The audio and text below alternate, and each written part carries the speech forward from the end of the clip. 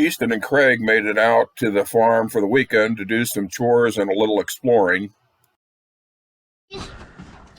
After replacing a bent tie rod on the tractor, we packed into the Ranger and headed to the northeast segment of the woods to do some exploring and to hang some cameras.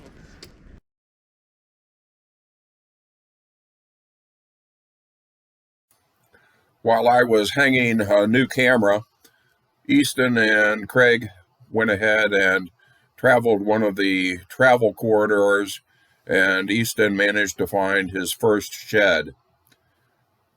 He also found a number of bones from what appeared to be either a small doe or a large fawn, which more than likely fell victim to one of the coyotes that was traveling around out through here.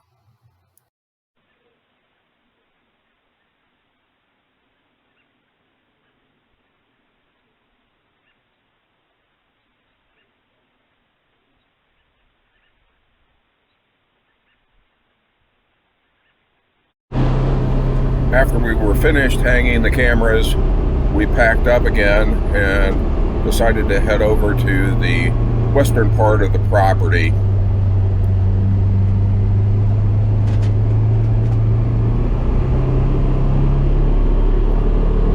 We usually head west on the road when we want to make some decent time, passing the neighbors whose property makes up the northern border of the majority of our woods.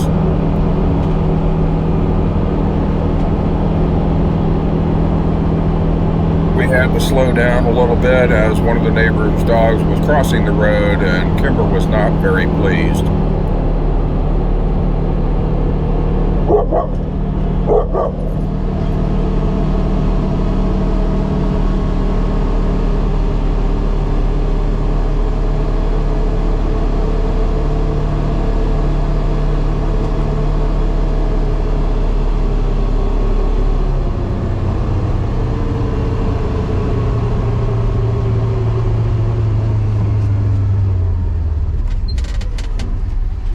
The western parcel of our property has a fairly convenient road frontage, which makes it very nice to make up some good time to go through our hayfield on our way back towards the creek and the southern part of the property itself.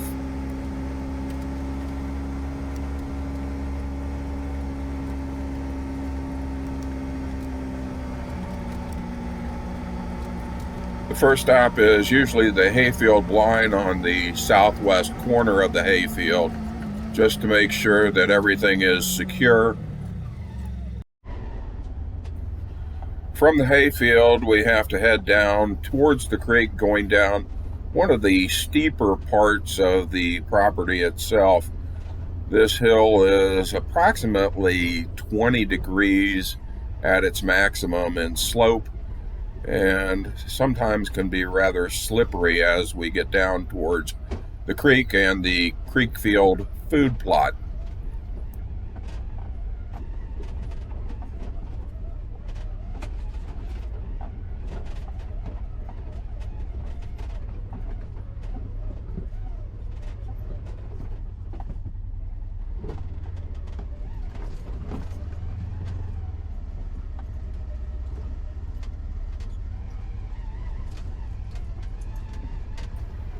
The creek field is one of the few level areas on the farm and has a nice area for a food plot just north of the creek.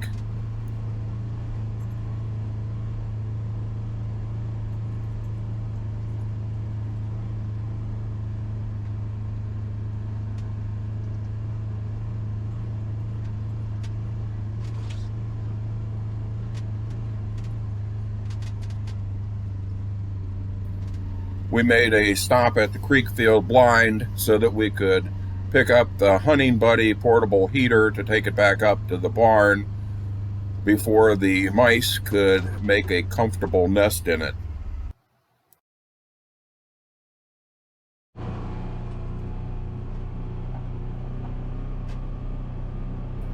We left the creek field blind on the way to the platform blind and made a stop at the creek itself at the crossing so that Kimber could get her paws wet and Easton could take a closer look at the water.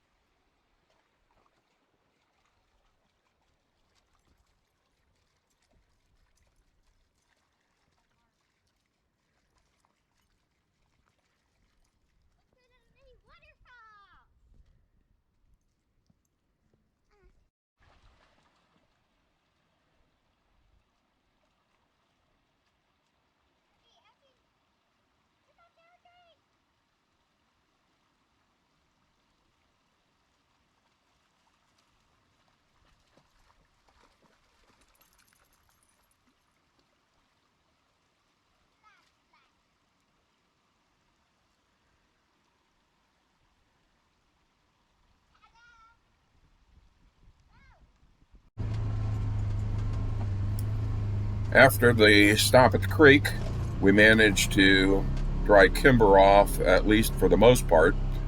We packed into the Ranger XP to head back over towards the platform blind. From the creek heading south, we have to negotiate another one of the steeper hills on the property. This hill itself is a little bit slippery when it gets quite muddy, and does have a few little turns that have been a little bit challenging for the pickup truck in the past.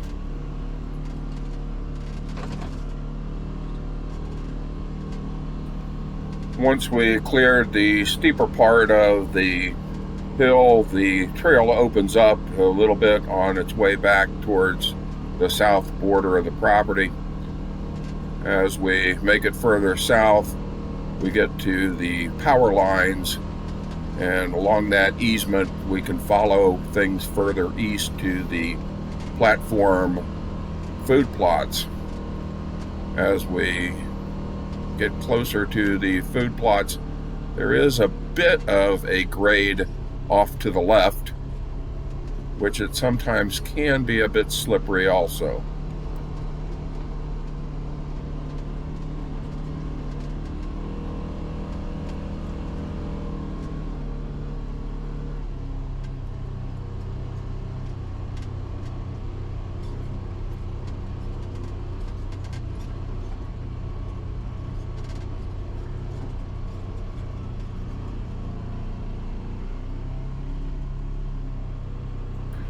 As we turned left into the south platform food plot, you can see the platform blind come into view.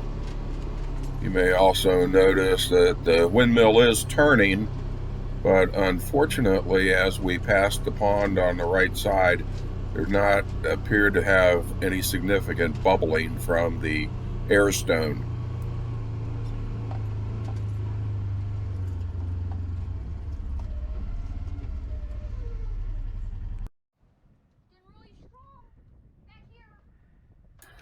Easton made sure that the platform blind was secured and squared away after we picked up the big buddy heater to take back to the barn.